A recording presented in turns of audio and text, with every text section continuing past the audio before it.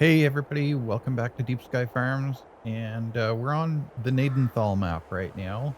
This is one that I played off video, off camera as a fun map, and then I had a big day here one day. I did 700 bales on a contract. It was kind of nuts, and I was messing around with stuff and ended up losing the save game shortly after that.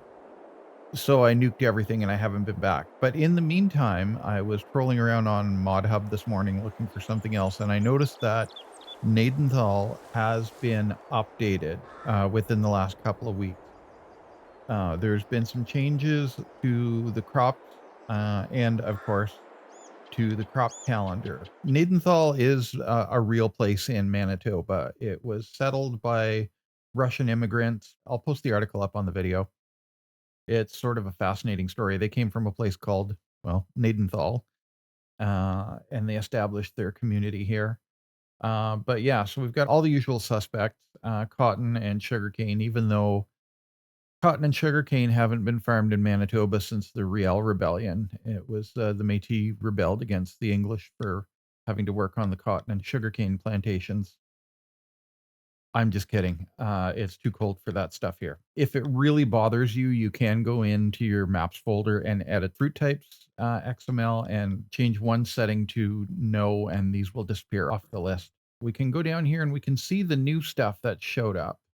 Millet, mustard, spelt, rye, triticale, alfalfa. 3 different kinds of alfalfa are available for sale, and it looks like we can do alfalfa and clover silage, which is gonna be interesting to play with if you're playing Maize Plus, flax, peas, lentils, and flax straw, which is also gonna be interesting to play with. Some of these came over from the Edgewater, Saskatchewan map. I guess the 2 map makers are working together to, you know, collaborate a little bit. I'm not sure. I don't know either one of them. I'm just speculating.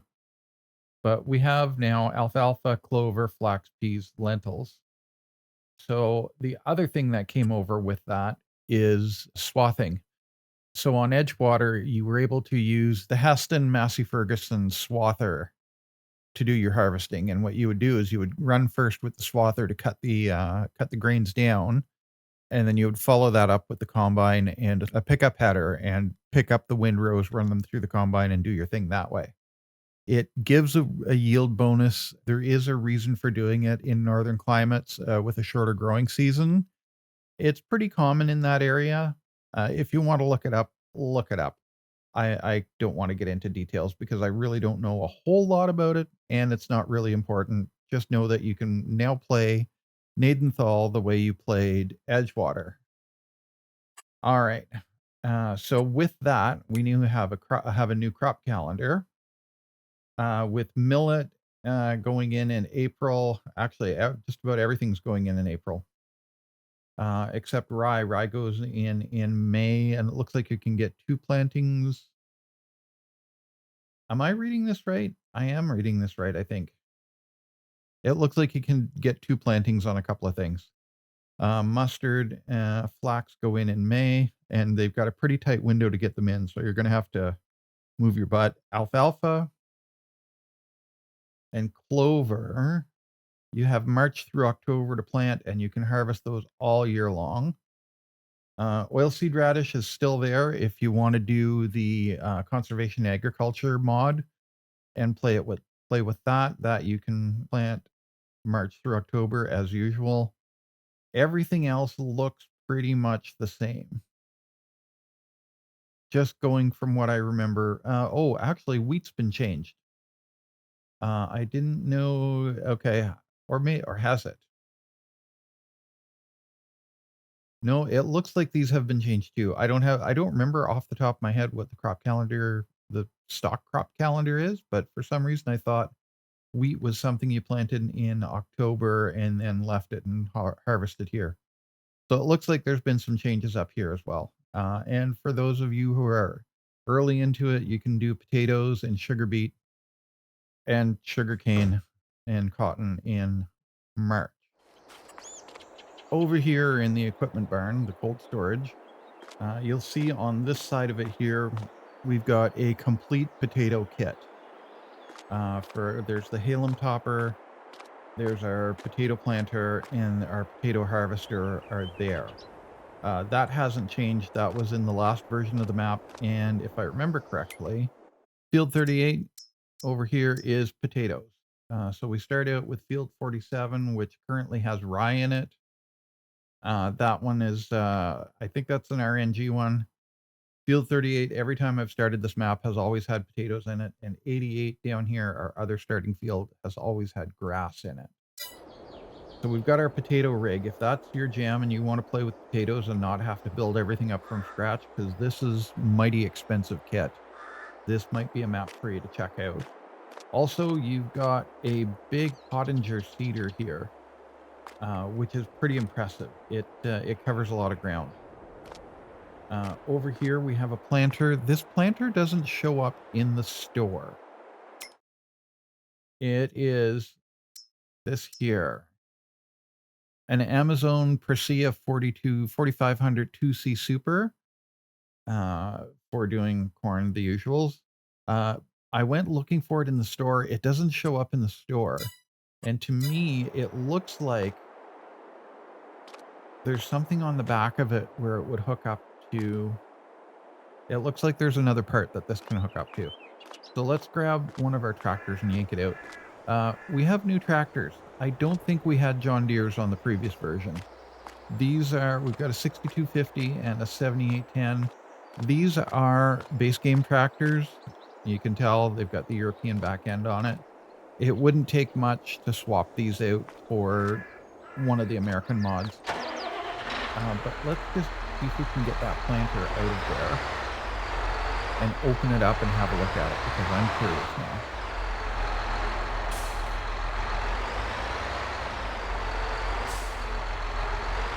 It's right tight in the corner. I wanted to have a look at it in the store, but I wasn't able to. And I don't have my backup camera mod turned on. I'm only in this with easy dev controls for the flight mode. Oh, she's heavy. That's heavy on the back end. Okay, we're going to try and arc our way out here gently. Okay, we're good. Turn our HUD back on. So X to unfold it.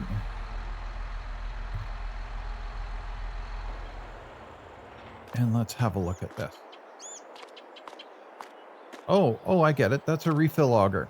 I understand now. Okay, that makes sense. Yeah, because I bet you if we hit N to open the covers.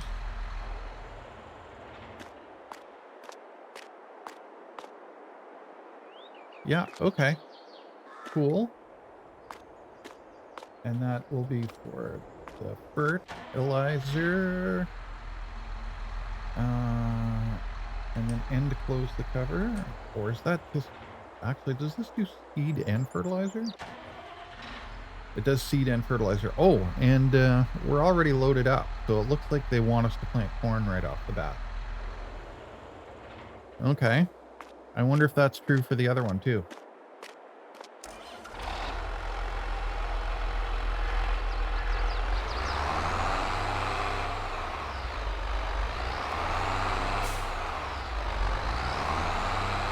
Let's spin us around here. Do a 1,500 point turn. That's interesting. It comes loaded up and set on corn. All right, let's see what this is set with. This is loaded up and it's set on. What is that?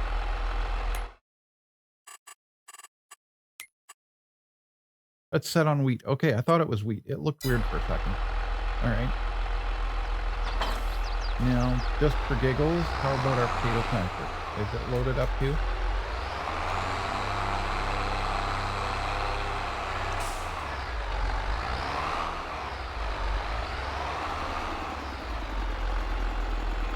Yeah, beacons work.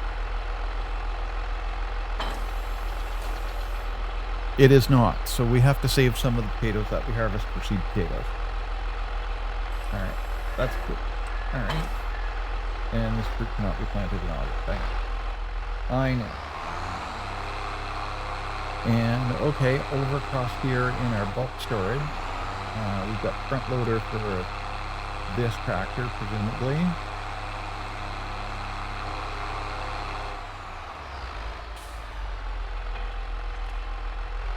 Yep, this is the front loader. This is, I believe, the Hauer front loader, which is an interesting choice. Everybody seems to do the Quickie front loader, but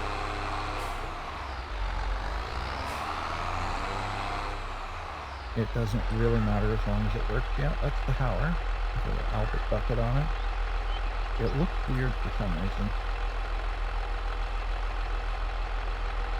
Oh, I see what looks weird.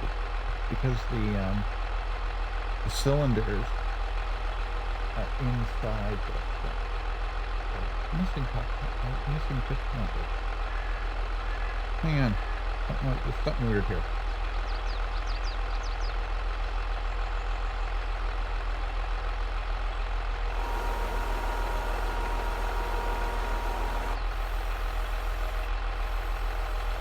With those, I guess it's got internal cylinders, yeah, inside the frame of the loader. Yeah, those are back up.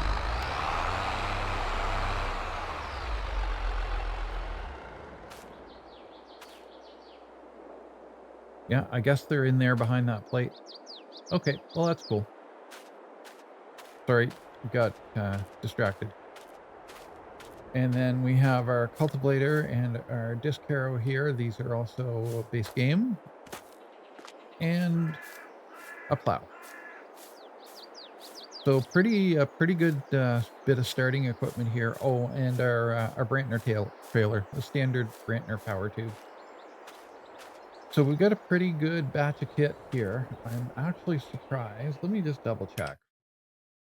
No, it doesn't give you the swather right off the bat, unfortunately. Oh, and we do have a harvester. We've got a T560 harvester. Pretty good. And what's our header? 625X header at 7.6 meters. All right. You can do a lot of farming with this.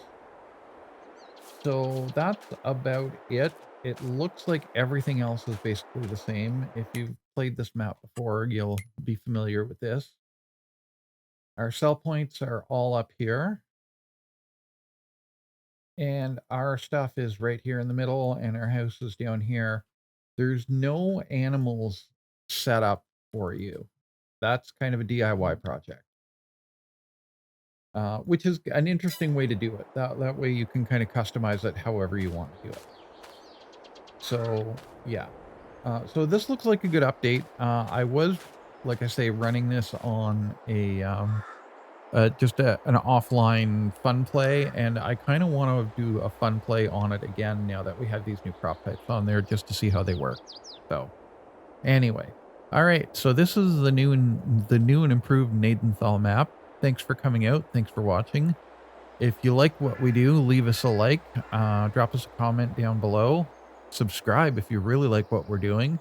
Welcome to our new subscribers. We're getting up there. We're going to have to start thinking about doing a 50 subscriber special.